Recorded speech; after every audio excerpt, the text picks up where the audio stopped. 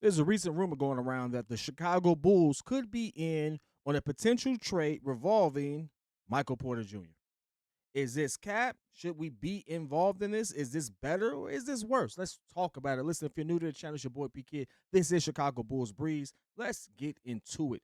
Uh, you already know who we're talking about, but realistically, if we're in that trade conversation, then you already know who it involves. Yes, it's another Zach Lavine trade video. I don't want to make them. I'm just listen. I gotta follow the news, baby. And it's one of those things where until it actually happens, or until someone says this is not what, until AK says, hey, we are sticking with this, you're going to get one of these probably every other day, because Zach Lavine is not a scrub. He is something that a lot of teams need. Guess what? The Warriors could use a Zach Lavine. I don't care what nobody say. Not the Kings, the Warriors could. But this is neither that nor here. Clearly, Denver could use one. And if you really put your mind to it and kind of squint, turn your head sideways, you could see it actually working out. What I don't see is MPJ working for Chicago. So for me, this is cap on the sense of I don't see how this works. Now, yes, we do get better shooting. Yes, I guess this maybe allows Kobe White to take a step forward, and you may not want to, mess with his trajectory of anything. But if I have to be really honest with you, I don't think this is a good fit. We are a gritty, hard-nosed basketball team. That's what we're known as. And yes, Denver was kind of known for that, but they weren't known for that for MPJ. They were known for that for everyone else involved. And MPJ just so happened to be one of those sparks that would come out and just light it up for 19 points in like 4 minutes. And then all of a sudden, this game looks a little different. It opens up the floor for Jokic to kind of do what he does and things of that nature.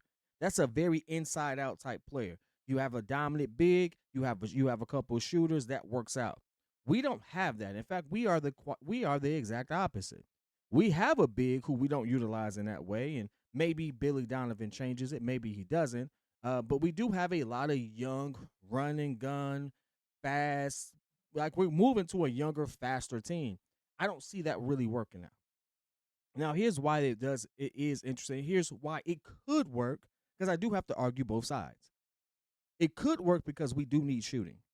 It could work because they do want to move on from Zach Lavine, and Zach Lavine does want to move on from the Chicago Bulls. Now, it hasn't happened officially, but we do know that that's the case. We can kind of put two and two together and say, hey, this ain't really worked out. I'm of the ilk that it was poorly managed. Maybe someone would say that Zach didn't hold up his end. Either way, it just didn't work, and that's okay. It don't always work. What I will say is this: if we were to make that type of move, it would solely be for the shooting. Because there's one thing that some people on this team just simply can't do, and that's shoot. Josh Giddey is going to probably get the bag. And considering the last video I made and considering what the contract extension and everything looks like, he's probably going to get the bag. And for the player of his caliber, what he does and what he brings to the table, he should get the bag. That's where the money is going. But he can't shoot. But he's not a scrub. But he can't shoot. And so now if you have any lineup involving him, he's now playmaking for people who need to be able to shoot, who need to be able to do other things. And MPJ would fit that role perfectly. The other caveat is he comes in a little cheaper than Zach Lavine. In fact, I think he makes about $7 or $8 million less. I don't know if that's per year. I think it's per year that Zach Lavine would make. And so that gives you a little more room. And that also means that Denver would have to come up with something else to make this a comparable trade because of the new CBA and things of that nature. All of those things would have to happen. So something would have to sweeten that pot for the Chicago Bulls to even be in that conversation, or for the Denver Nuggets to be in that conversation if they're seeking another playmaker in Zach Lavine. So all of those things have to happen. There's no ifs, ands, and buts about it. You have to have those things there, and that could make it more enticing. You could get an addition by subtraction by, hey, I subtract this unique and, elite skilled potential shooting guard forward.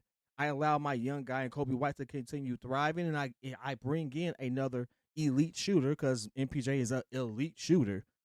And hopefully you see that works out by allowing our point guards or our guards to kind of do what they do. And I can see it working from that aspect.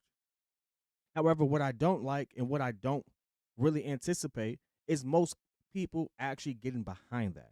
What I mean by is Zach Lavine has a bad game, There's other ways in which he can contribute. Zach Lavine can rebound. He is a playmaker. He is a willing passer when he wants to be, and we've seen him do that.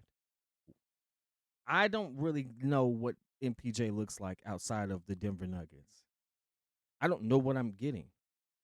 Am I getting the same? Like, what am I getting? Because if it's based off what I'm getting, he fits that role on Denver very well. That's going to have to look like a totally different guy on this end. And I don't know if that's exactly what I need or want.